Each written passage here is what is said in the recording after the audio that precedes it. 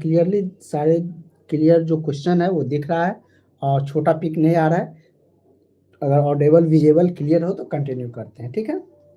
चलिए सही है, सिलेबस बीटीएससी वाला ही है सर, ठीक है। वो सब बताएंगे क्लास के ग्रुप में, सारा चीज़ और भी इंफॉर्मेशन आपको मिलेंगे। तो फटाफट जुड़ जाइए। आज हम लोग जो करने जा रहे हैं वो जो मिडवाइफरी आपका सबसे ज़्यादा पूछे जाने वाला टॉपिक है उसका कंपाइलेशन करने जा रहे हैं। मतलब कि इसमें बहुत सारे क्वेश्चन होंगे, लगभग 120 क्वेश्चन के अप्रॉक्स हम लोग करने जा रहे हैं। जितना क्वेश्चन आज हो पाएगा सबको एक साथ करेंगे और सारे स्टूडेंट का रिवीजन भी हो जाएगा और यहीं से सारे क्वेश्चन रहने वाले हैं।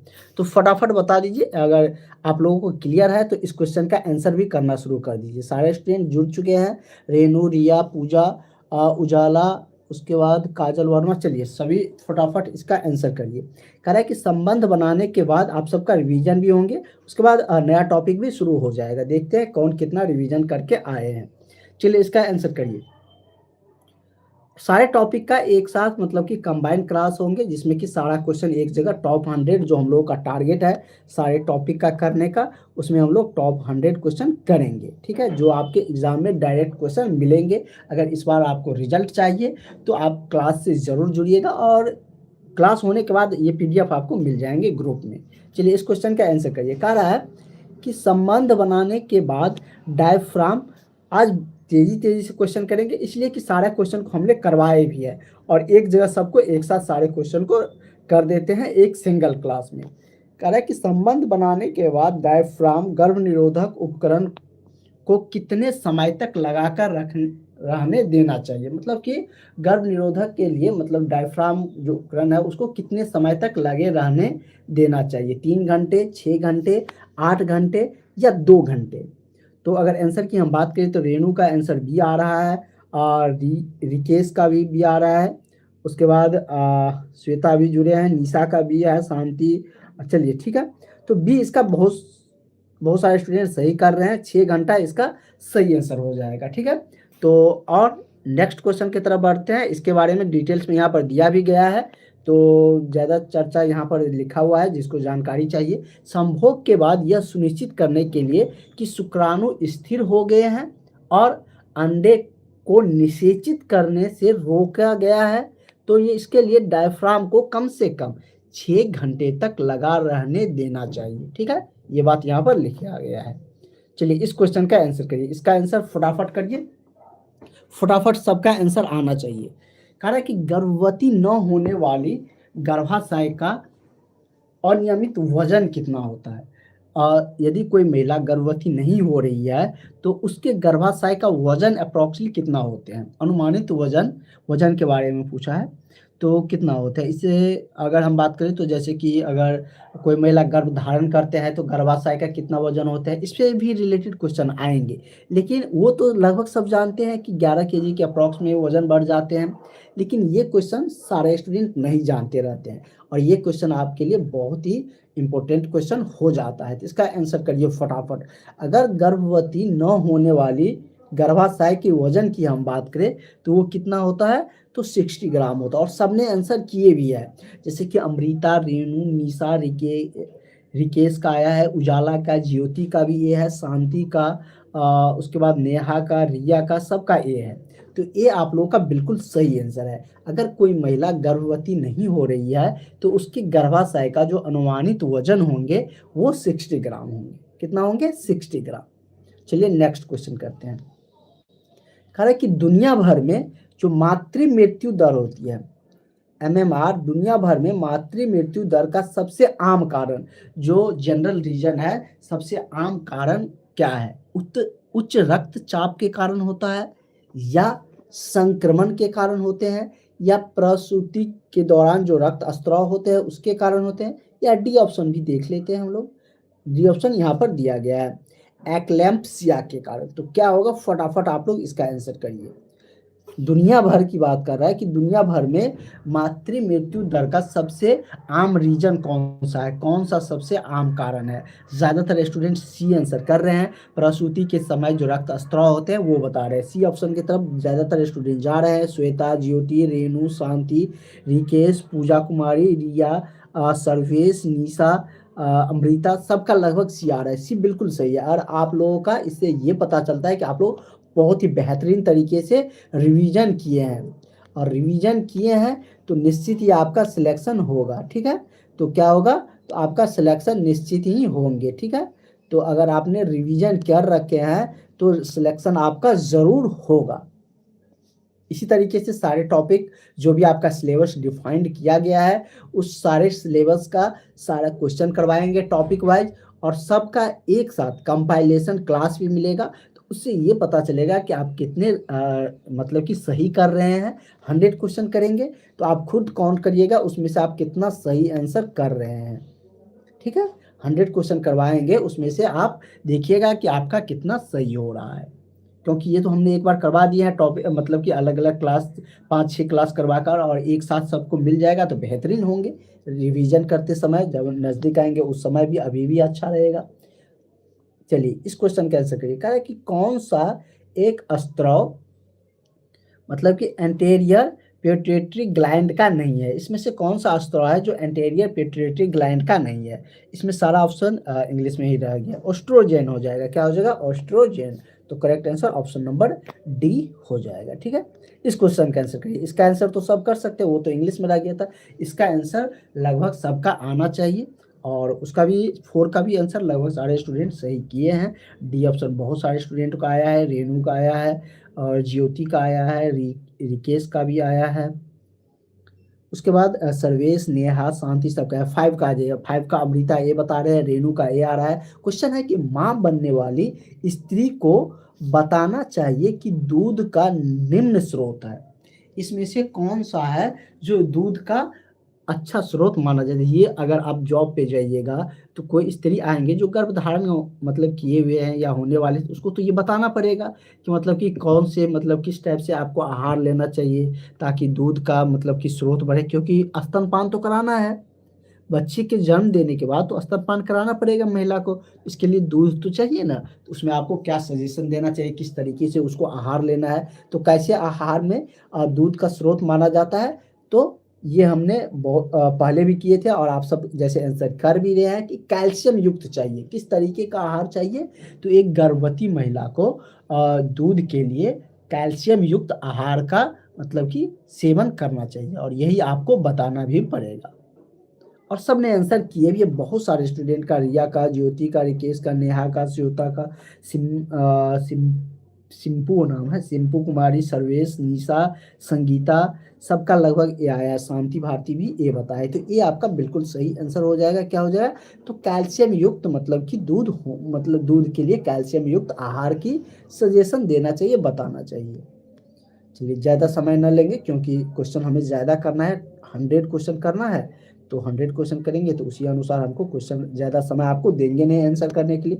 10 से 15 सेकेंड में जो भी स्टूडेंट आंसर करेंगे उन्हीं का नाम लिया जाएगा। चलिए इस क्वेश्चन का आंसर करिए। कह रहा है कि निषेचित अंडे का गर्भाशय की दीवार पर आरोपण किस दिन हो जाता है। 5वें दिन, 11वें दिन, 20वें दिन या दूसरे दिन। निषेचित जो अंडाशय होती है उसका गर्भाशय की दीवार पर जो आरोपण कब हो जाता है, ये आपको बताना है। किस दिन मतलब कि पूर्ण हो जाता है। और ये पीडीएफ, सारा पीडीएफ एक साथ मिल जाएगा, क्लास एंड होते ही आपको ग्रुप में मिल जाएगा। जो स्टूडेंट नहीं ज्वाइन किए हैं इस नंबर पर कॉल करके, व्हाट्सअप करके आप लोग क्लास में जुड़ जाइएगा, क्लास के ग्रुप में, वहाँ पर ये सारा पीडीएफ मिल जाएगा। यही टॉपिक ठोक नहीं, सारा टॉपिक का मिलेगा। अभी फिलहाल इसका भी मिल जाएगा। जो पेड क्लास ग्रुप में जुड़ते हैं उसको तो सारा टॉपिक का एक साथ मिलते हैं, और क्लास वाइज भी उसको नोट्स मिलते रहते हैं।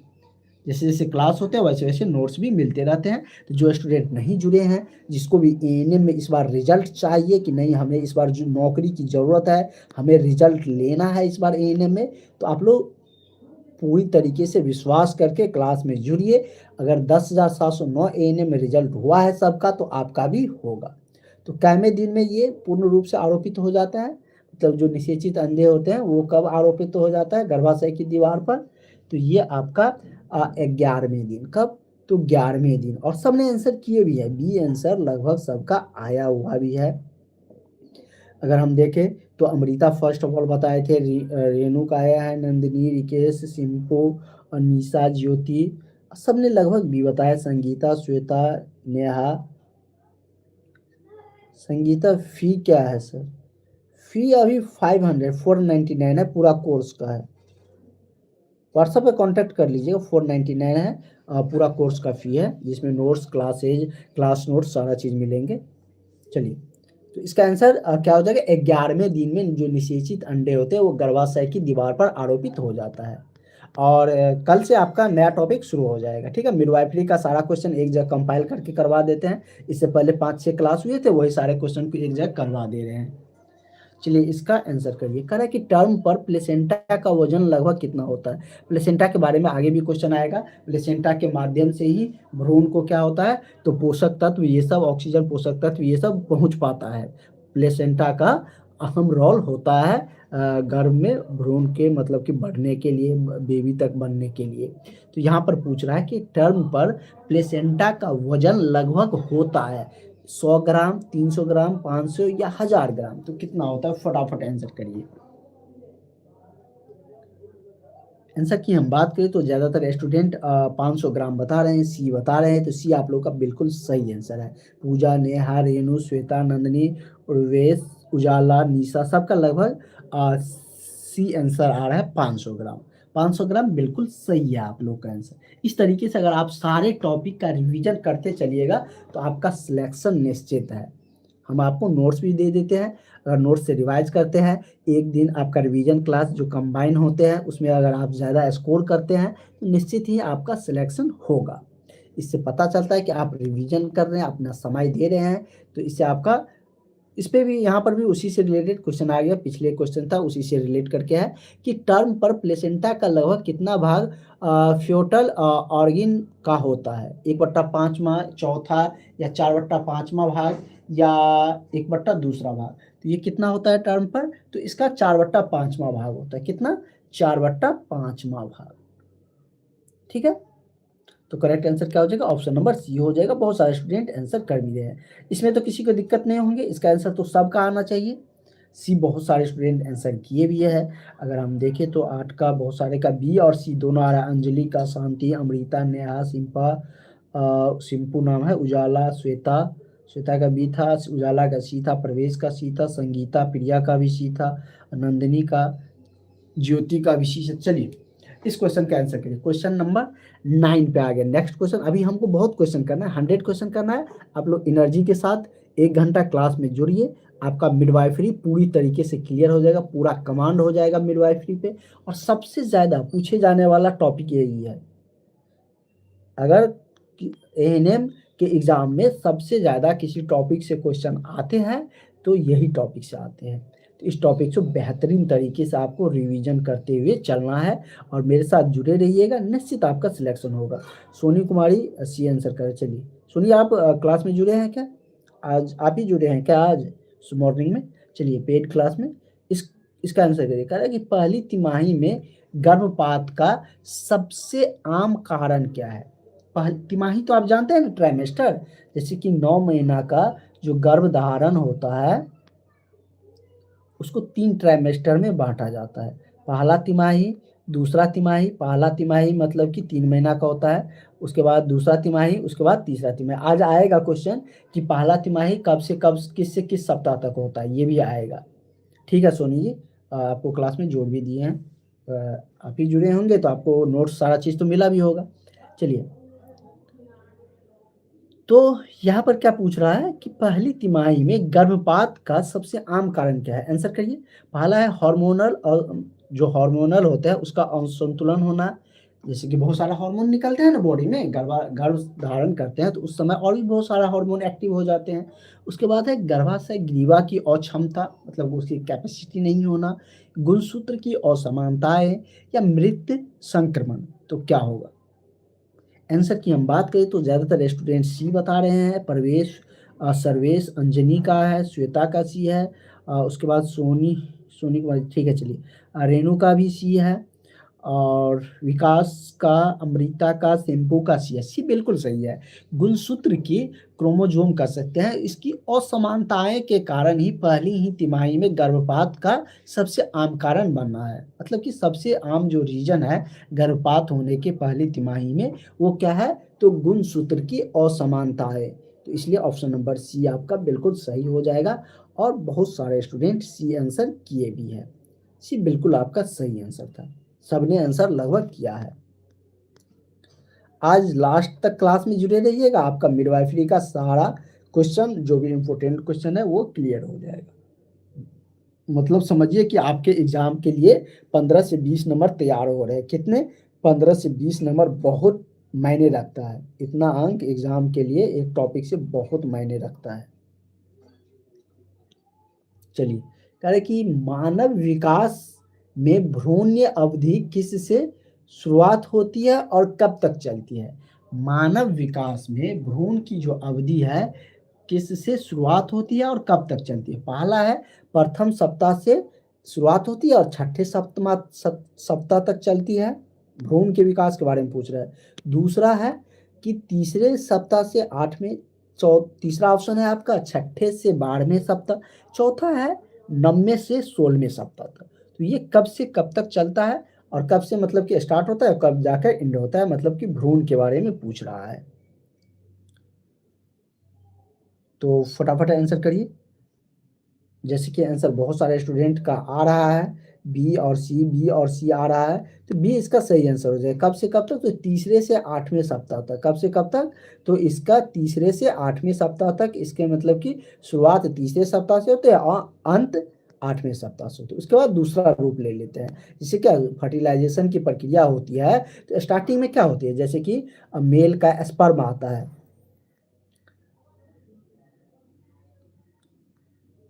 जैसे मेल का स्पर्म आता है और फीमेल का अंडाशय आता है, तो ये दोनों मिलकर क्या होता है, मतलब कि जायोट युग्मनज का फॉर्मेशन करता है। धीरे धीरे समय बीतता है तो उससे क्या होता है, भ्रूण का निर्माण होता है। उसके बाद बेबी का रूप लेने लगता है, इन्फेंट बेबी का। चलिए इसका आंसर करिए। कह रहे कि मानव में प्रारंभिक गर्भ अवस्था को बनाए रखती है। मतलब कि मानव में, मानव मतलब कह रहा है तो फीमेल बॉडी में ही होंगे। तो मानव में प्रारंभिक जो गर्भ अवस्था होती है उसको मेंटेन कर कर कौन रखती है, इसके बारे में बताना है कि मेंटेन कर कर कौन रखती है। प्लेसेंटा मेंटेन करती है या कार्पस ल्यूटियम मेंटेन करती है, स्तन या ग्राफियन प्यूटेस। तो स्तन तो ऐसे है नहीं, स्तन का मेन रोल तो है नहीं कि वो गर्भ अवस्था को बना के रखेगी, तो ये तो होगा नहीं। वैसे भी इसको एलिमिनेट आप कर सकते थे। तो आंसर होगा क्या, बता दीजिए आप लोग। जैसे कि आंसर आ रहा है, ज़्यादातर स्टूडेंट बी आंसर कर रहे हैं। बी आपका बिल्कुल सही है। ऋषिकेश, रेणु, विकास, अंजनी, ज्योति, रिया, निशा, सबका लगभग सोनी, सबका बी आ रहा है, मतलब कि कार्पस ल्यूटियम। तो कार्पस ल्यूटियम बिल्कुल सही आंसर है। ये क्या करता है, तो ये मतलब कि मानव में जो प्रारंभिक गर्भ अवस्था होती है उसको मेंटेन करके बनाकर रखती है।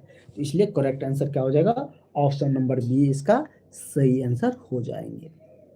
और सब आंसर सही कर रहे हैं, इससे पता चलता है कि आप लोगों का तैयारियां किस तरीके से बेहतरीन तरीके से चल रही है।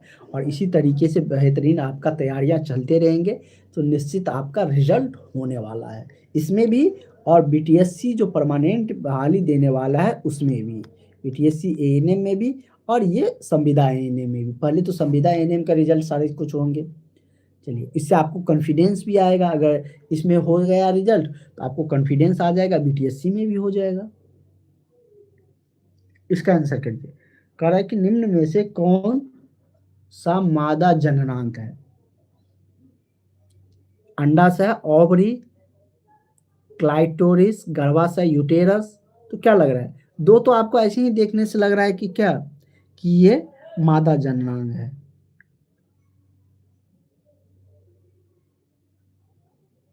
मादा जननांग के बारे में पूछ रहा है ना, तो ओवरी, ठीक है, ये हो जाएगा उपयुक्त, सभी हो जाएगा। दो तो ऐसे ही लग रहा है, ये भी आपका सही हो जाएगा। नहीं पूछता तब भी होता, ठीक है। तो डी ही ऑप्शन होंगे इसका सही। चलिए इसका आंसर करिए। क्वेश्चन नंबर 13 का आंसर करिए। कह रहा है कि ब्रेस्ट निम्न में से किस ग्रंथि का मॉडिफिकेशन रूप है? जो ब्रेस्ट होती है वो किसका मॉडिफिकेशन, मतलब कि उसका जिसे मॉडिफाई करता है ना कोई चीज़ का, उसका मॉडिफिकेशन कर रहा है कि रूप होता है किसका? श्वेत ग्रंथि, स्वीट ग्लैंड का, या सीवेसियस ग्रंथि का या थायराइड ग्रंथि का, एक और ऑप्शन होंगे आपका, नीचे आपका डी ऑप्शन होगा नेक्स्ट पेज पर, पिट्यूटरी ग्रंथि है। तो ये किसका मतलब कि मॉडिफिकेशन रूप है, किस ग्रंथि का, ब्रेस्ट के बारे में पूछ रहा है। तो फटाफट आंसर करिए, जैसे कि आंसर आ रहा है, सबका आंसर लगभग आ रहा है श्वेत ग्लैंड, मतलब कि श्वेत ग्लैंड के बारे में बता रहे थे। बिल्कुल सही आप लोग बता रहे हैं, इसी का क्या है ये, तो ब्रेस्ट मॉडिफिकेशन रूप ब्रेस्ट ग्लैंड का, जो श्वेत ग्लैंड होते हैं उन्हीं का होता है। तो करेक्ट आंसर आपका बी बिल्कुल सही है, और सबने इनका आंसर बी किया भी है।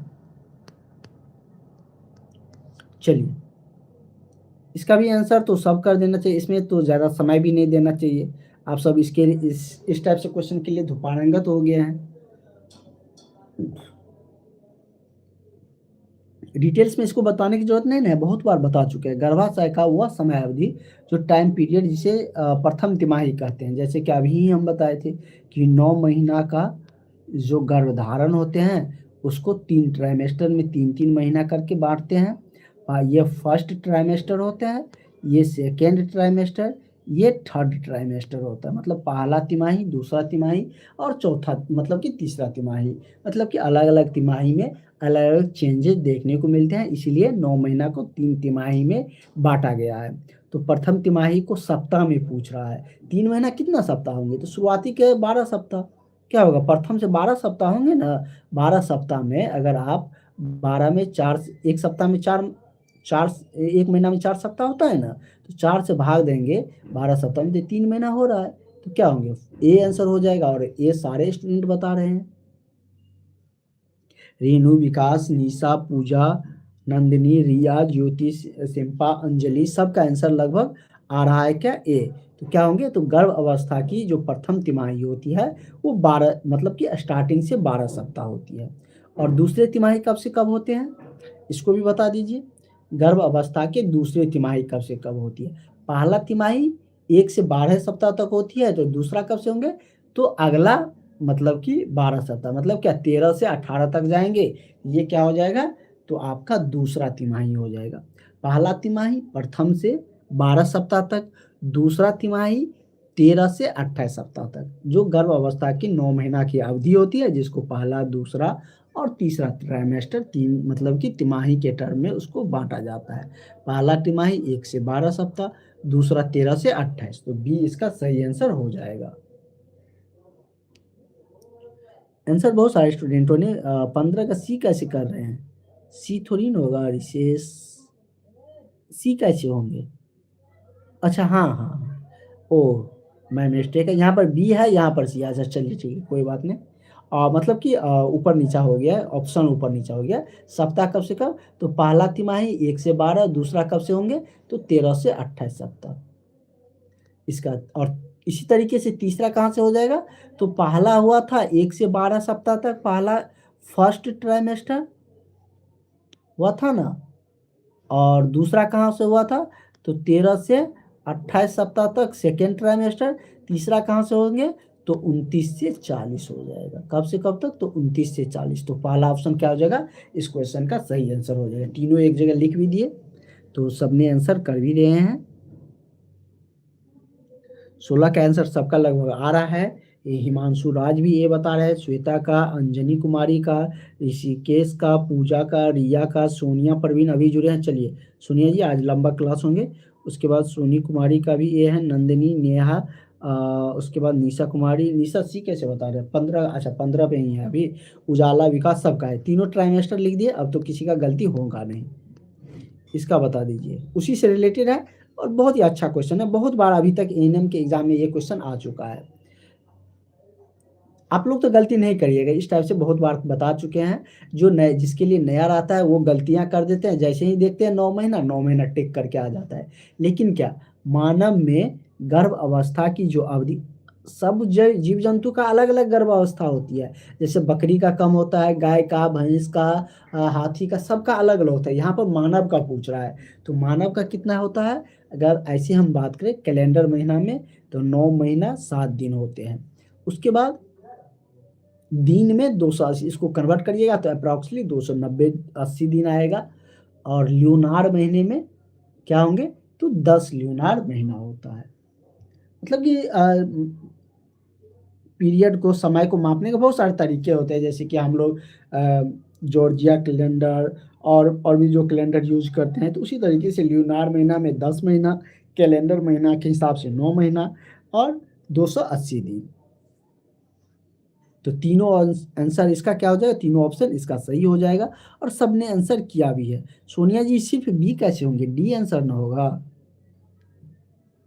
17 का डी ना होगा, मतलब कि तीनों ना है। ल्यूनार महीना भी क्या है, मानव के गर्भावस्था की अवधि है। कैलेंडर महीना के हिसाब से इतना, दिन के हिसाब से इतना, इसलिए ऑल ऑफ दीज हो जाएगा, उपयुक्त सभी। इसका आंसर करिए, सबका आंसर आना चाहिए। 10 सेकेंड का समय है, आंसर करिए सारे। सप्ताह की प्रेगनेंसी में गर्भाशय का आकार हो जाता है, मतलब शुरुआती सप्ताह, मतलब कि शुरू ये पहला सप्ताह जो होता है, जब गर्भ धारण करती है तो पहला सप्ताह में प्रेगनेंसी में जो गर्भाशय होती है उसका आकार कैसे होता है। कुछ स्टूडेंट ए बता रहे हैं, कुछ सी बता रहे हैं, भ्रूण के सिर के समान, फुटबॉल, क्रिकेट बॉल, मुर्गी के अंडा के आगा, और अंजलि का सी आ रहा है, सी बिल्कुल सही है। रेनू भी सी बता रहे हैं, और सोनिया भी सी बता रहे हैं, सोनी कुमारी भी सी बता रहे हैं, अमृता, रिया, चलिए, नंदिनी, रेनू, निशा, सलीम, सी आपका बिल्कुल सही हो जाएगा। स्टार्टिंग का कह रहा है, मतलब कि सप्ताह, मतलब कि शुरू वाले जो सप्ताह, मतलब क्या, 0 से 7 दिन को क्या कहेंगे, एक दिन से 7वां दिन तक एक सप्ताह होता है ना। तो सप्ताह की प्रेगनेंसी का आकार तो ऐसा नहीं है कि शुरुआती में ही वो मुर्गी के अंडा का आकार उतना बड़ा हो जाएगा, या क्रिकेट बॉल के आकार का हो जाएगा, इतना बड़ा तो होने नहीं जाएगा। तो ये कितने बड़ा होते हैं, तो शुरुआती के सप्ताह में ये भ्रूण के सिर के समान ही होते हैं। कैसा होता है, तो भ्रूण के सिर के समान इतने ही साइज का वो होता है। स्टार्टिंग का पूछ रहा है, शुरुआती सप्ताह का। तो सी जो भी स्टूडेंट बता रहे थे बिल्कुल सही था। इसका आंसर करिए, ये आंसर आप सब पूरी तरीके से कर सकते हैं। क्वेश्चन क्या कर रहा है कि गर्भधारण से पहले गर्भाशय का सामान्य आकार सबसे अच्छा किस प्रकार वर्णित किया जाता है। 4 ऑप्शन है, बताइए। गोलाकार, बेलनाकार, अंडाकार या नाक रूप। तो किस तरीके से होता है, तो ये नख रूप का होता है, जैसे कि डी बहुत सारे स्टूडेंट कर भी रहे हैं। खुशबू कुमारी, ज्योति का सी आ रहा है, अंजलि का डी है, रेणु का डी है। तो डी बिल्कुल आपका सही आंसर है। क्या हो जाएगा, तो नख रूप का ये वर्णित किए जाते हैं। चलिए क्वेश्चन नंबर जल्दी जल्दी कर लेते हैं, क्योंकि 100 क्वेश्चन का हमको कंपाइलेशन करना है। इस क्वेश्चन का आंसर करिए। करें कि मादा प्रजनन तंत्र में निषेचन का सबसे सामान्य स्थान कौन सा है, बताइए। मादा प्रजनन तंत्र में निषेचन का, फर्टिलाइजेशन का सबसे सामान्य स्थान कौन सा है।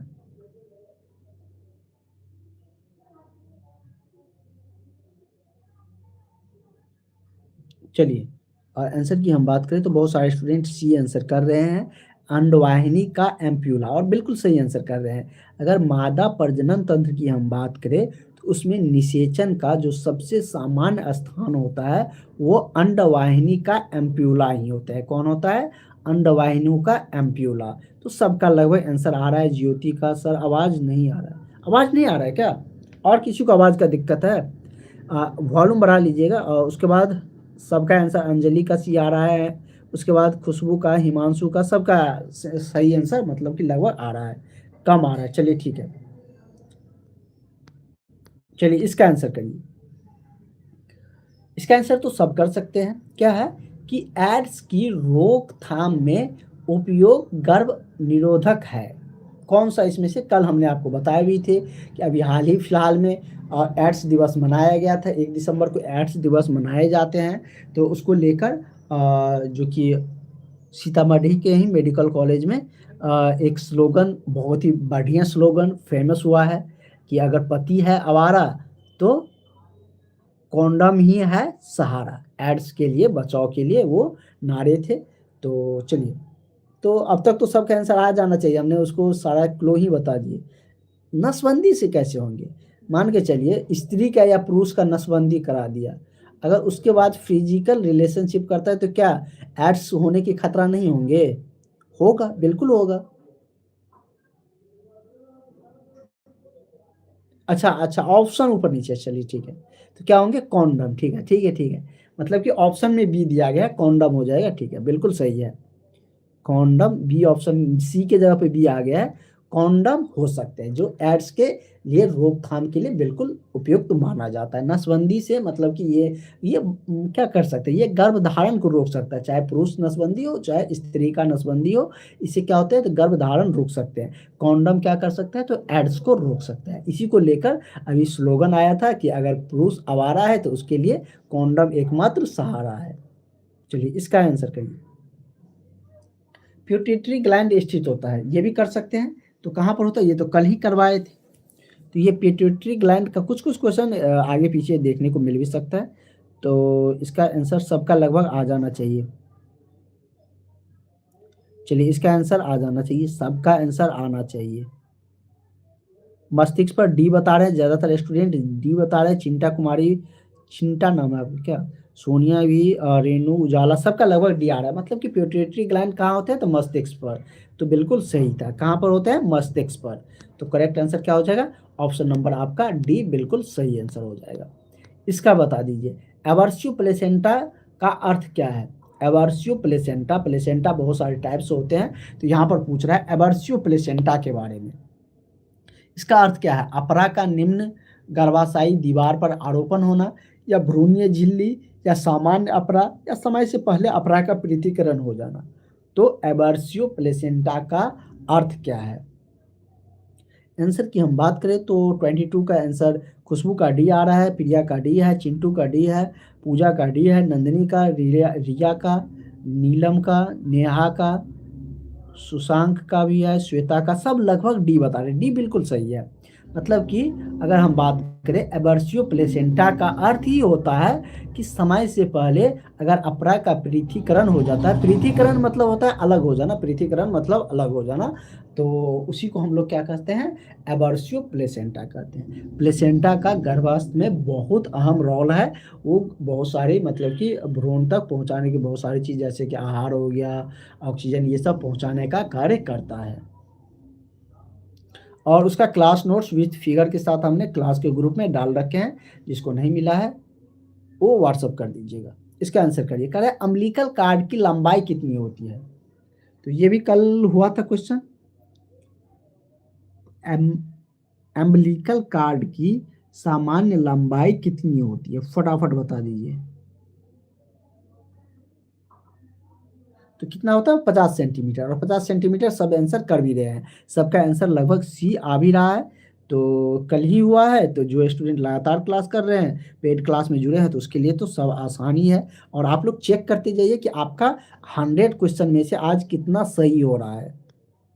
आंसर करते हैं तो नोट करते जाइए कि आपका कितना सही हो रहा है।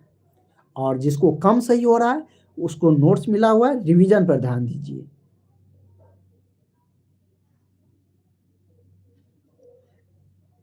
नेहा रागनी, देखिए आसान और हार्ड क्वेश्चन आपको एग्जाम में पता चलता है, यहाँ पर नहीं पता चलता है। यही क्वेश्चन एग्जाम में आएगा ना तो आपको कंफ्यूजन आ जाएगा क्या है कि 50 सेंटीमीटर था या 75 सेंटीमीटर था।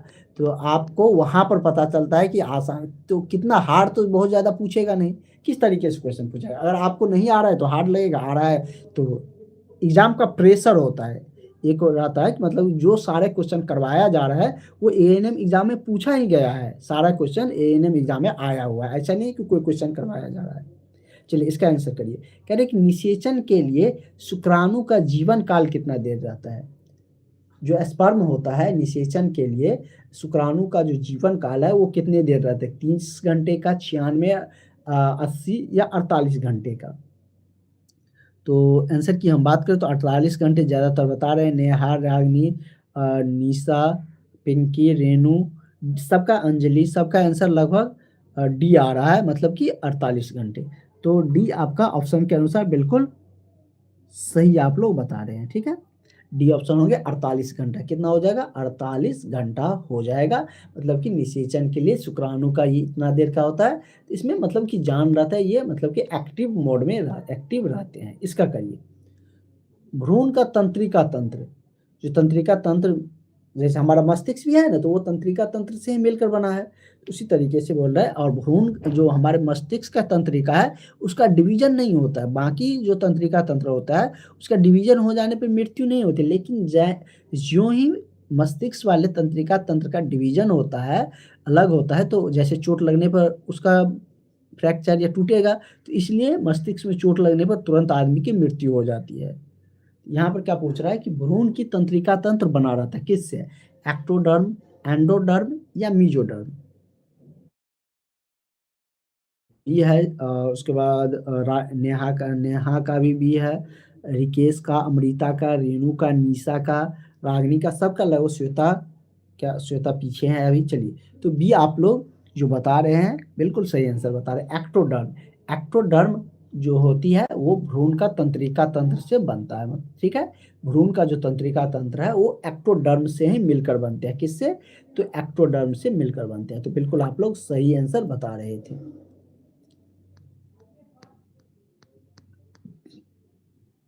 इसका आंसर करिए। इसके बारे में भी हमने कल के क्लास में डिटेल्स में बताए भी थे। मीनार्की के बारे में पूछ रहा है कि शुरू होने की औसतन आयु क्या है? इसका भी गलती नहीं होना चाहिए। मीनार्की अलग होता है, पीरियड अलग होता है। पीरियड मतलब कि कह सकते हैं मीनार्की पीरियड का ही भाग है, लेकिन ये एक टर्म यूज किया गया। मीनार्की का मतलब ये होता है कि जब कोई महिला, महिला नहीं लड़की कह सकते हैं, कोई भी गर्ल्स जब युवान अवस्था में आती है, तो उसका जो पहला पीरियड आती है उसी को मीनार्की कहा जाता है। पीरियड मतलब कि वो प्रजनन तंत्र की क्षमता को दर्शाता है, कि वो मतलब कि गर्भ धारण कर सकते हैं, प्रजनन की क्षमता को वो दर्शाता है। तो वो अमूमन लड़कियों में कब आ जाता है? तो स्टार्टिंग जो पहला पीरियड होती है वो 12 से 14 वर्ष के उम्र में ही आ जाती है। ज़्यादातर लड़कियों में 12 से 14 वर्ष के उम्र में ही आ जाती है फर्स्ट पीरियड जो होते हैं। जैसे कि बहुत सारे स्टूडेंटों ने सही आंसर किया भी है। तो आपको समझ में आ रहा है, कोई कंफ्यूजन नहीं है? मीनार्की और पीरियड,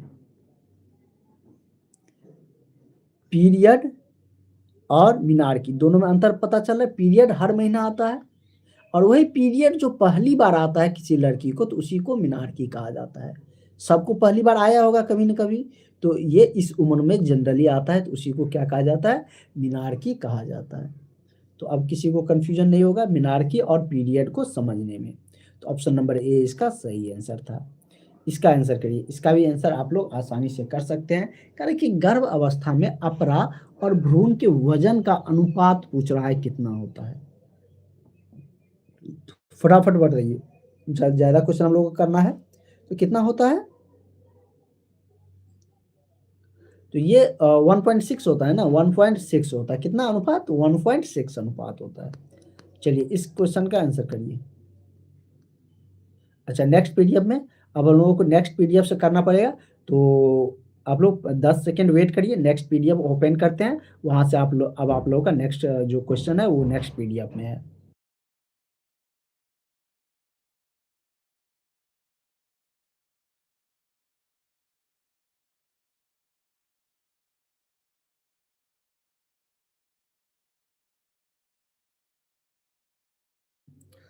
तो चलिए सब फिर से जुड़ जाइए, नया पीडीएफ आप लोगों के लिए खुल गया है।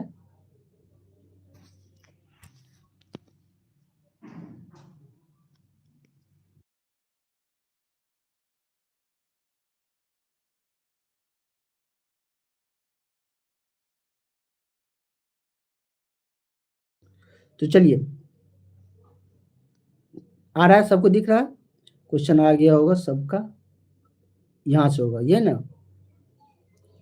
चलिए सब एक बार कंफर्म कर दीजिए, क्लियर है, क्वेश्चन अच्छा से दिख रहा है, और जूम कर देते हैं। चलिए ये क्वेश्चन क्या है? 29, माँ द्वारा महसूस की गई पहली भ्रूण की गति को क्या कहा जाता है? जब गर्भ धारण करते हैं, तो हम लोगों ने देख लिया कि कब वो भ्रूण का रूप ले लेता है। तो भ्रूण मतलब कि एक मूवमेंट आ जाता है, भ्रूण में क्या आ जाता है?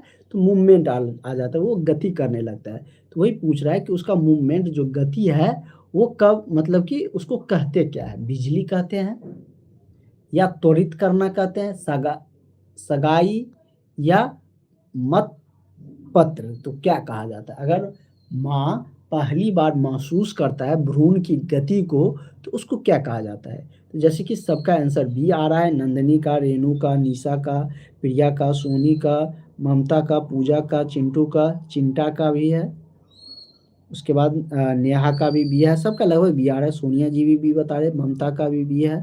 तो चलिए बी आप लोगों का बिल्कुल सही है। तो मतलब कि ये क्या होता है, ये त्वरित करना उसको बोलते हैं, क्या कहते हैं, त्वरित करना। तो करेक्ट आंसर क्या हो जाएगा, ऑप्शन नंबर बी आपका बिल्कुल सही आंसर हो जाएगा। चलिए नेक्स्ट क्वेश्चन पे आ जाइए। सबको क्लियर दिख रहा है? कह रहा है कि गर्भ अवस्था में योनि संश्लेषण का नीला होना चिन्ह है किसका? गर्भ अवस्था में योनि संश्लेषण, सॉरी संश्लेषण, संश्लेषण है, योनि श्लेष्मल है, उसका नीला होना कौन सा चिन्ह होता है? चैडविक सिंह कहलाता है, या गुडेल साइन, या हैगर साइन, या उपयुक्त में से कोई नहीं? तो इसे कौन सा साइन कहा जाता है, चिन्ह जिसको बोलते हैं? तो इसे किस साइन से जानते हैं? तो हम लोग इसे चैडविक साइन से जानते हैं। किससे? चैडविक साइन से। आगे आप लोग को गुडेल साइन, हैगर साइन सब पे क्वेश्चन आएंगे।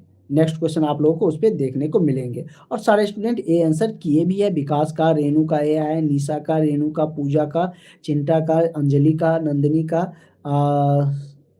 शकुंतला का भी ए है, रिया, उजाला सबका ए था। चलिए इसका आंसर कर दीजिए। इसका भी आंसर कर सकते हैं आप लोग। 39 का आंसर करिए। कह रहा है कि अंडो उत्सर्ग होने के बाद अंडाणु जीवित रहता है। इससे पहले अंडो उत्सर्ग मतलब कि अंडाशय से अंडा निकलती है ना, और क्या होता है, मेल के बॉडी से स्पर्म जाता है। तो स्पर्म के बारे में हम लोग जान चुके हैं कि कितना देर उसका जीवन काल होता है। और यहाँ पर क्या पूछा है कि अंडाणु कितना देर जीवित रहता है, मतलब कि अंडाणु जीवित रहता है कितना देर, बताइए। सारा ऑप्शन आपको दिया गया है। तो दोनों क्वेश्चन आपको आ गया, शुक्राणु से भी आ गया और यहाँ पर अंडाणु से भी आ गया है। तो किसी के शिफ्ट में कोई क्वेश्चन आएंगे तो घबराइएगा नहीं, आसानी से बताइएगा। तो यही रहता है, मतलब कि आपको याद रखना है। अब अंडाणु आएगा तो ये नहीं कि एग्जाम में कंफ्यूज करोगे, शुक्राणु आया तो ये नहीं कि उसका कितना समय काल था, यही मतलब कि हार जीवन काल। तो इसकी हम बात करें तो वो 12 से 18 घंटा। सी आप लोग जो आंसर कर रहे हैं बिल्कुल सही आंसर कर रहे हैं। कितना रहता है? तो 12 से 18 घंटा तक का, ठीक है। और सबने आंसर किया भी है, सबका आंसर लगभग ज़्यादातर का आया भी आंसर है, ठीक है। तो करेक्ट आंसर ये आपका सी आंसर सही हो जाएगा। ऑप्शन के मतलब कि जो ऑप्शन इसमें दिए गए थे इसका आंसर करिए। कह रहा है कि प्रारंभिक गर्भ अवस्था बनाए रखता है, इनमें से कौन है जो प्रारंभिक गर्भ अवस्था को बना के रखता है? गर्भनाल जिसको प्लेसेंटा आप लोग कहते हैं, गर्भनाल, प्लेसेंटा, या पीताम्बर जिसको पीतपिंड, या कार्पस ल्यूटियम जिसको बोलते हैं स्तन, या इसमें ऑप्शन थोड़ा सा अलग है, ग्राफियन फॉलिकल्स। तो कौन है जो गर्भ अवस्था को बनाए रखता है? कौन सी गर्भ अवस्था बोला है? तो प्रारंभिक गर्भ अवस्था। तो प्रारंभिक गर्भ अवस्था को बनाए रखने का किसका कार्य है, किसका उत्तरदायित्व है? तो ये पीत पिंड का है, मतलब कि कार्पस ल्यूटियम का है। किसका है? कार्पस ल्यूटियम का। और सबने आंसर किया भी है, ज़्यादातर स्टूडेंटों ने आंसर किए भी है बी आंसर। अगर हम बात करें तो किसका किसका आंसर आया है, नंदिनी, नेहा, इन सबका आंसर आया हुआ भी है। रिया भी बी बताए थे, उसके बाद नेहा, रागनी सी बता रहे थे, सोनिया का सी था, रेणु सी नहीं होंगे। स्तन कैसे होगा? स्तन गर्भ अवस्था को मेंटेन करता है क्या? 32 ही है ना, 33 है ये? बी होगा, कौन सा होगा? बी होगा, बी इसका करेक्ट आंसर होंगे। रेणु भी बी बताया, चिंटा का भी बी है, सबका लगभग ज्यादातर का बी आंसर आया हुआ भी है। हेमा भी बी बताए हैं, श्वेता कुमारी भी बी बताए। चलिए इसका आंसर कर दीजिए अब। आप लोग इसी तरीके से पीडीएफ से रिवाइज करते रहिएगा, तो निश्चित ही आपका सिलेक्शन होगा। धनंजय जी अभी जुड़े हैं, चलिए। और जिसको पीडीएफ नहीं मिले हैं वो सारे स्टूडेंट इस नंबर पर कांटेक्ट करके क्लास के जो ग्रुप है उसमें हम आपको जोड़ देंगे, पेड क्लास ग्रुप में। वहाँ से आपको सारा नोट्स मिल जाएंगे, क्लासेज मिलेंगे, और जो आगे की क्लास नोट्स है, जो क्लासेज है, वो आपको मिलते रहेंगे। इसका आंसर कर दीजिए, नंबर नोट्स कर लीजिएगा आप लोग और क्लास के ग्रुप में जुड़ जाइएगा व्हाट्सअप करके। कह रहा है कि निम्नलिखित में से कौन सा गर्भाशय ग्रीवा कैंसर का प्राथमिक लक्षण है? इनमें से कौन सा है जो गर्भाशय ग्रीवा के कैंसर का प्राथमिक लक्षण है? फटाफट आंसर करिए, सबका आंसर आना चाहिए। पहला है बहुमूत्रता, वजन बढ़ना, तीसरा अनियमित मासिक, चौथा है आपका उल्टी करना। तो क्या होगा?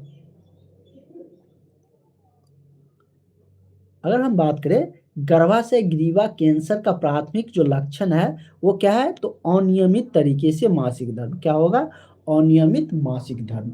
अगर आंसर की हम बात करें तो बहुत सारे स्टूडेंटों ने सी आंसर किया है। चिंता, सोनी, नेहा, उसके बाद ज्योति का है, चांदनी, नेहा, श्वेता, सबका आंसर, अंजलि, लक्ष्मी, सबने सी आंसर राइट किया है। ठीक है, चलिए नेक्स्ट क्वेश्चन की तरफ बढ़ते हैं। तो अनियमित मासिक धर्म के कारण गर्भाशय ग्रीवा कैंसर का मतलब कि लक्षण बना रहता है। इसका भी आंसर कर सकते हैं आप लोग।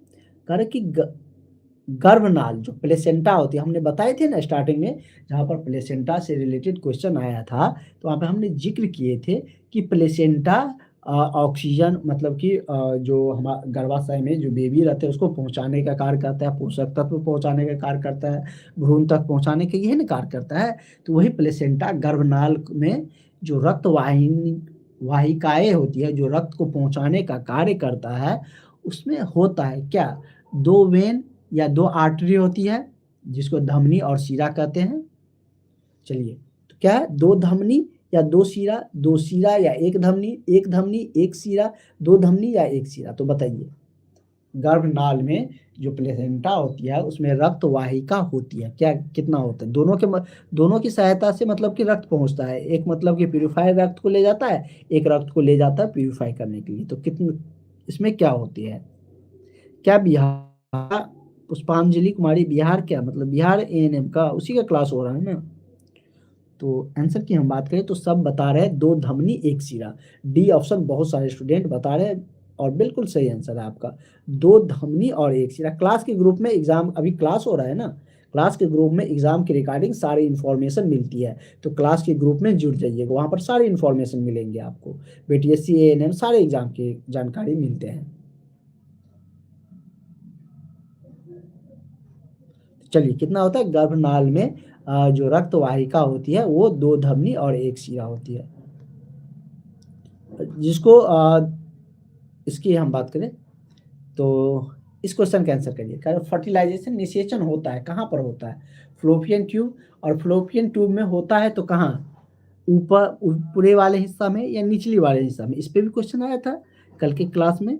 तो दो ऑप्शन और नीचे होंगे, पहला है गर्भाशय, फ्लोपियन ट्यूब, श्रेणी और योनि। योनि मतलब योनि तो क्या है, एक मतलब कि मतलब कि बाहरी आवरण है जिससे माध्यम से ये जो कह सकते हैं स्पर्म जाने का कार्य करता है, मतलब कि एक माध्यम है। लेकिन निषेचन होता कहाँ है? तो जैसे कि आंसर की बात करें तो सारे स्टूडेंट का आंसर आ रहा है। सोनी का भी है, नंदिनी का, रिया का भी है, पुष्पांजलि का भी, उसके बाद रिया, दो रिया है, चिंटू का भी जी है, हेमा का भी बी है। चलिए, बी बिल्कुल सही है। फ्लोपियन ट्यूब में होता है, फ्लोपियन ट्यूब के निचले हिस्से में। कहाँ होता है? तो फ्लोपियन ट्यूब के निचले हिस्से में। तो बी आप लोग बिल्कुल सही आंसर कर रहे थे। तो ज्यादातर स्टूडेंट सही आंसर कर रहे हैं, इसका भी आंसर कर दीजिए। इसका आंसर किसी का गलत होना नहीं चाहिए। कह कि प्रसव संबंधित संकट अवस्था के लिए उदाहरण है। तब तक हम पानी पी लेते, आप लोग बताइए इसका आंसर क्या होगा।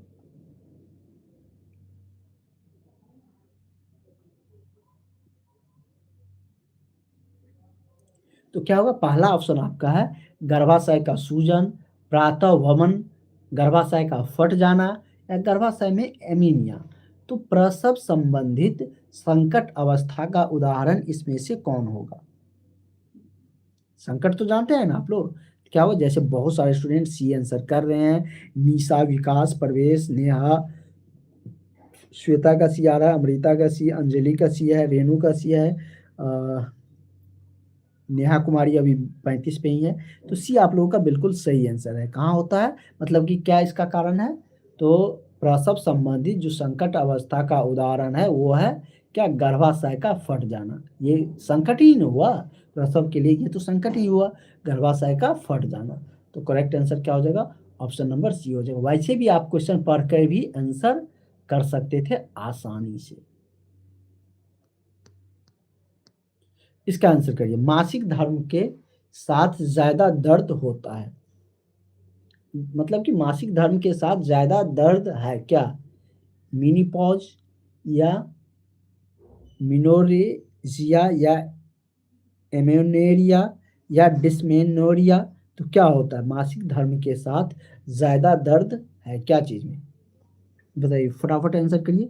और आंसर की हम बात करें तो 37 है ना।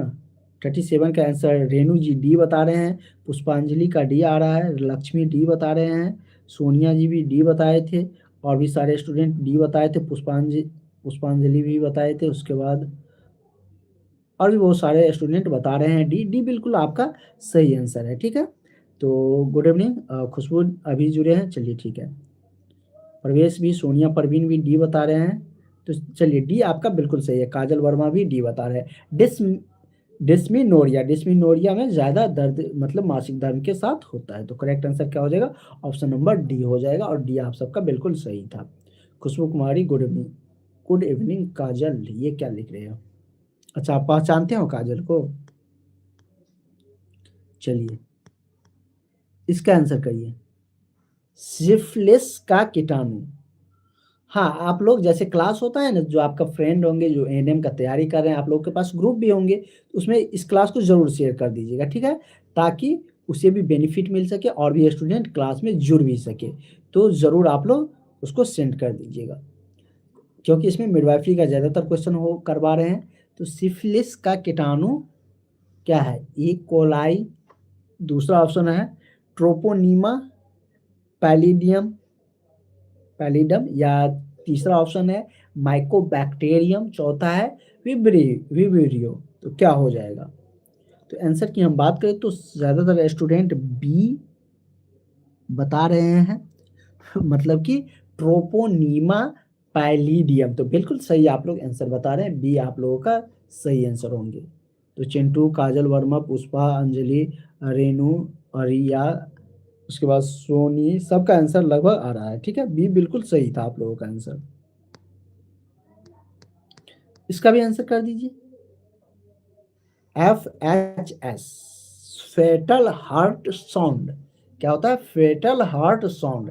सामान्यतः फेटल हार्ट साउंड एफ ऐसे लिख देते हैं, FHS, फेटल हार्ट साउंड कर सकते हैं, जो कब मतलब कि होता है, मतलब 1 मिनट में कितनी बार ये सुनाई देता है? 120 से 180, 120 से 140, 100 पर मिनट के हिसाब से पूछ रहा है, 1 मिनट में कितनी बार ये सुनाई देता है।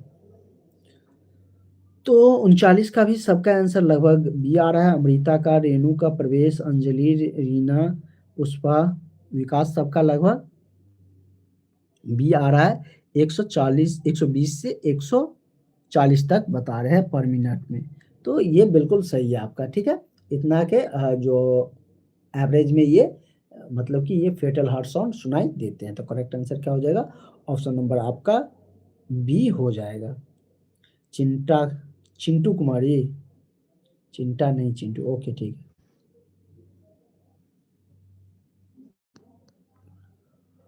इसका आंसर करिए। कह रहा है कि 8वें सप्ताह जो होता है गर्भावस्था का, 8वें सप्ताह से अत्यधिक रक्त संवहन के कारण योनि मार्ग के लेटरल जो फोर्निसेस में बढ़ी हुई धड़कन महसूस की जाती है, तो उसे क्या कहते हैं? क्वेश्चन तो बड़ा आ गया। तो घबरा जाइएगा आप लोग, घबराना तो बिल्कुल नहीं है, क्वेश्चन तो आसान ही है। 8वें सप्ताह से अधिक रक्त जो संवहन के कारण योनि मार्ग के जो लेटरल फोर्निसेस में जो बढ़ी हुई धड़कन महसूस की जाती है, तो उसको क्या कहा जाता है?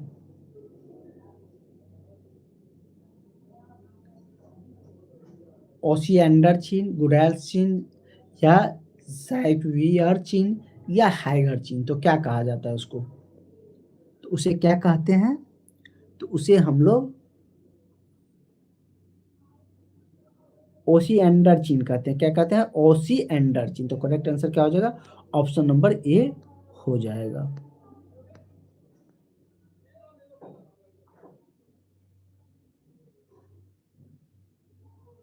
चलिए इसका आंसर करिए। कह रहा है कि डिलीवरी की संभावित तिथि ईडीडी की गणना हेतु किस रूल का उपयोग किया जाता है? मतलब कौन से किसने मतलब कि ये रूल दिए थे? डॉन्स जी ने, या डॉन्स फॉर्मूला दिया था, या मैकडोनल्ड्स रूल्स आए थे, या नेगल्स रूल, या रूल्स ऑफ नाइन, या इनमें से कोई भी रूल नहीं है। तो डिलीवरी की संभावित तिथि को गणना करने के लिए, जैसे कि होता है ना कि डॉक्टर के पास जाते हैं तो बताते हैं ना कि इस सप्ताह में इसकी डिलीवरी होने वाली है, तो वही किस रूल के अनुसार से ये मतलब कि पता लगाया जाता है। आंसर की हम बात करें तो ज़्यादातर स्टूडेंट सी आंसर बता रहे हैं, निगेल्स रूल। तो बिल्कुल सही आप लोग जा रहे हैं, सी आपका बिल्कुल सही आंसर है। ठीक है, तो जो भी स्टूडेंट सी बता रहे थे बिल्कुल सही था। ज़्यादा स्पीड में अभी हम लोगों को बहुत सारे क्वेश्चन करना है, इसका आंसर करिए। कारण कि प्लेसेंटा प्रीविया क्या है? प्लेसेंटा प्रीविया में योनि की जांच नहीं करने के कारण होता है। प्लेसेंटा प्रीविया में योनि की जांच नहीं करने का कारण होता है, मतलब कि प्लेसेंटा प्रीविया में योनि जांच नहीं करने का कौन सा रीजन है? चिंटू का, चिंटू नहीं, चिंटा लिखते हैं, कभी चिंटू लिखते हैं। अच्छा चलिए, रेनू का बी है, निशा का, काजल का बी है, अमृता का सी आ रहा है, पुष्पा, सबका डिफरेंट डिफरेंट आंसर आ रहे हैं। तो क्या होंगे? तो मतलब नहीं है ऑप्शन, क्वेश्चन सही से पढ़िएगा। तो बी आप लोगों का सही आंसर क्या हो जाएगा? रक्त स्त्राव बी। अच्छा, इसलिए कंफ्यूजन आ रहा था ना, बी और सी ऑप्शन ऊपर नीचे था। तो क्या हो जाएगा? तो रक्त स्त्राव, रक्त स्त्राव के कारण ही मतलब कि प्लेसेंटा प्रीविया में योनि जांच मतलब कि नहीं करने का ये रीजन है। तो करेक्ट आंसर बी हो जाएगा, जो कि रक्त स्त्राव है, लेकिन बी के स्थान सी के जगह पे आ गया है। इसका आंसर करिए।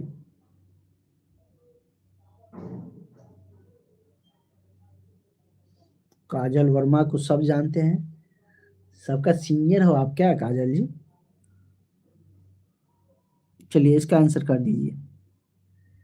कह रहा है कि माँ का दूध बढ़ने की दवा इसमें से कौन सा है? किस दवा से? अभी हम लोगों ने देखे थे स्टार्टिंग में कि जब कोई महिला गर्भ धारण करती है तो उसको दूध बढ़ने के लिए कौन से आहार, किस युक्त आहार को सजेशन देना चाहिए। वहाँ पे हमने कैल्शियम युक्त देखे थे। यहाँ पे क्या है? सोनिया जी का सी आ रहा है, ऑक्सीटोसिन। चलिए, तो ज़्यादातर स्टूडेंट बता रहे हैं बी, मतलब कि मेटाक्लोरो पैरामाइड। तो बिल्कुल सही आंसर है, मेटाक्लोरोपैरामाइड मेडिसिन है जो कि दिए जाते हैं किस लिए? तो माँ के दूध को बढ़ाने के लिए। तो करेक्ट आंसर क्या हो जाएगा आपका? ऑप्शन नंबर बी हो जाएगा। रेनू का आंसर सही था, रिया का, बहुत सारे स्टूडेंटों ने सही आंसर किए भी है, श्वेता भी, श्वेता सिन्हा का भी था। चलिए, धनंजय, काजल वर्मा, सबका लगभग सही आंसर आया हुआ है। इसका आंसर कर दीजिए। कह रहा है कि बुखार वाला ताप, बुखार में तापमान होता है ना, और परेशान नींद, मूड में गड़बड़ी, मूड में कभी कभी होता है चिड़चिड़ापन, तो कह रहा है कि मूड में गड़बड़ी की अवधि के दौरान देखा जाता है क्या चीज? रज्जो निवृत्ति के दौरान ये सब चीजें देखने को मिलता है, या गर्भ अवधि मधुमेह के दौरान, या ओव्यूलेशन के दौरान, ओव्यूलेशन के दौरान, या रज्जो निवृत्ति के दौरान। तो किस दौरान ये सब मतलब कि बुखार वाला तापमान, परेशान नींद से परेशान, मूड में गड़बड़ियाँ, ये सब कब होती हैं? तो ये रज्जो निवृत्ति के दौरान, कब? तो रज्जो निवृत्ति के दौरान। और सबका आंसर लगभग सही आंसर आ भी रहा है, जैसे कि रेणु का, उसके बाद अमृता, विकास, सोनिया का, सबका लगभग आंसर डी आ भी, सोनिया परवीन भी बता रहे हैं, रिया। चलिए, तो करेक्ट आंसर क्या हो जाएगा? ऑप्शन नंबर डी आपका सही आंसर हो जाएगा। इसका आंसर करिए। आज सुबह वहाँ पे जो पिछला क्वेश्चन है ऑक्सीटोसिन जो बता रहे हैं, वहाँ पे मेडिसिन का पूछा है। चलिए इसका बताइए, कह रहा है हार्मोन के बारे में नहीं पूछा है। ऑक्सी मतलब कि वहाँ पर मेडिसिन के बारे में, हार्मोन के बारे में नहीं पूछा है कि कौन सा हार्मोन बढ़ाता है। क्वेश्चन सही से पढ़िए। कह रहा है कि आज सुबह एक महिला ने बच्चे को जन्म दिया, क्योंकि यह उसका पहला बच्चा है, तो निम्नलिखित में से कौन सा लक्षण इस सबसे उपयुक्त माना जाएगा? तो कौन सा लक्षण उपयुक्त होंगे? माँ और बच्चे के लिए जल्दी छुट्टी, माता पिता की भूमिका तेजी से अपनाना चाहिए, या माता पिता दोनों की प्रभावी शिक्षा। इस तरीके से भी लॉजिकली क्वेश्चन रहेंगे, जो आपको लगेगा क्या कि मतलब ये तो सिलेबस टाइप से नहीं लग रहे हैं, लेकिन ये लॉजिक माइंड बेस्ड क्वेश्चन है। तो क्या हो जाएगा? तो ऑप्शन नंबर आपका बी हो जाएगा। नकारात्मक कैसे होंगे? डी कैसे कर रहे हैं? तो सी आंसर होंगे माता पिता की प्रभावी शिक्षा। तो करेक्ट आंसर क्या हो जाएगा? ऑप्शन नंबर बी हो जाएगा। आईओडी सम्मिलित की आम जटिलता क्या है? आईओडी आप सबको हमने बता रखा है बहुत बार कि जैसे कि योनि मार्ग से जो टी शेप का ऐसे मतलब कि लगाया जाता है गर्भधारण को रोकने के लिए, इंट्रा यूटेराइन डिवाइस जो कि गर्भधारण को रोकता है, उसी के बारे में क्वेश्चन है। कह रहा है कि आईओडी सम्मिलित, इससे रिलेटेड जो शॉर्ट नोट्स है वो क्लास के ग्रुप में डाला हुआ है। आईओडी सम्मिलित की सबसे आम जटिलता क्या है? रक्तस्राव का, छिद्रन का, या क्या चीज़ का? अनियमित गर्भाशय का। तो सबसे आम जटिलता क्या है? रक्तस्राव का। रक्तस्राव का ही खतरा बना रहता है, इसी का इसमें जटिलता रहती है। तो करेक्ट आंसर बी हो जाएगा। इसका आंसर करिए। कह रहा है कि बच्चे को जन्म के बाद होने वाली योनि स्त्राव को क्या कहा जाता है? बच्चे के जन्म के बाद योनि से जो रक्त स्त्राव होते हैं उसको क्या कहते हैं? फटाफट आंसर करिए। क्या कहते हैं उसको? उसे हम लोग लोचिया कहते हैं। क्या कहते हैं? लोचिया। तो डी इसका सही आंसर हो जाएगा। और जैसे कि बहुत सारे स्टूडेंट डी आंसर कर भी रहे हैं, तो क्या हो जाएगा? इसका डी बिल्कुल सही आंसर हो जाएगा। इस क्वेश्चन का आंसर करिए।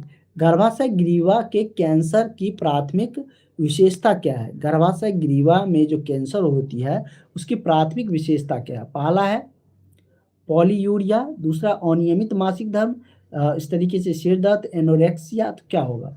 तो गर्भाशय ग्रीवा के कैंसर की जो प्राथमिक विशेषता है वो कौन सा है? तो वो है अनियमित तरीके से मासिक धर्म। क्या हो जाएगा? अनियमित मासिक धर्म। तो करेक्ट आंसर बी हो जाएगा। और सारे स्टूडेंट बी आंसर कर भी रहे हैं।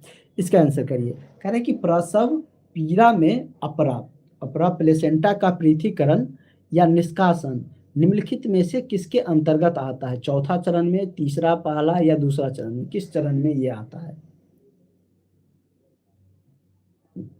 तो कब आता है ये? तो ये तीसरे चरण में आता है। कब? तीसरे चरण में। तो करेक्ट आंसर क्या हो जाएगा? ऑप्शन नंबर सी हो जाएगा। इसका हमने फिगर सहित, जैसे क्या कह रहा है कि गर्भवती स्त्री के माथे और गाल पर होने वाली परिवर्तन जो लाल भूरे धब्बे के क्षेत्र को क्या कहा जाता है? तो फटाफट बता दीजिए। लीनियर डायग्राफ हमने बता रखे हैं।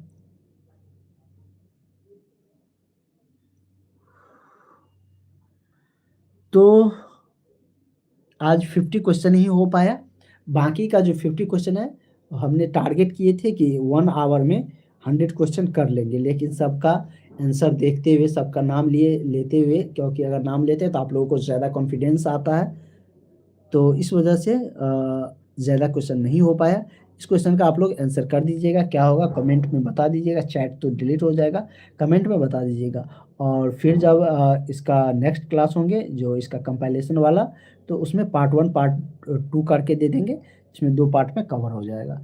तो ये आपको अगले क्लास में देखने को मिलेंगे, इससे आगे का क्वेश्चन। ठीक है, तो जो भी स्टूडेंट नहीं जुड़े हैं क्लास में जुड़ जाएगा। सारा नोट्स मिलेंगे, डेली क्लासेज मिलेंगे, और भी जो वैकेंसी की जानकारियां हैं वो भी आपको मिलते रहेंगे। इस नंबर पर आप लोग कांटेक्ट करके, जो नहीं जुड़े हैं वो सारे स्टूडेंट जुड़ जाइएगा। ठीक है, तो मिलते हैं नेक्स्ट क्लास में। Thank you.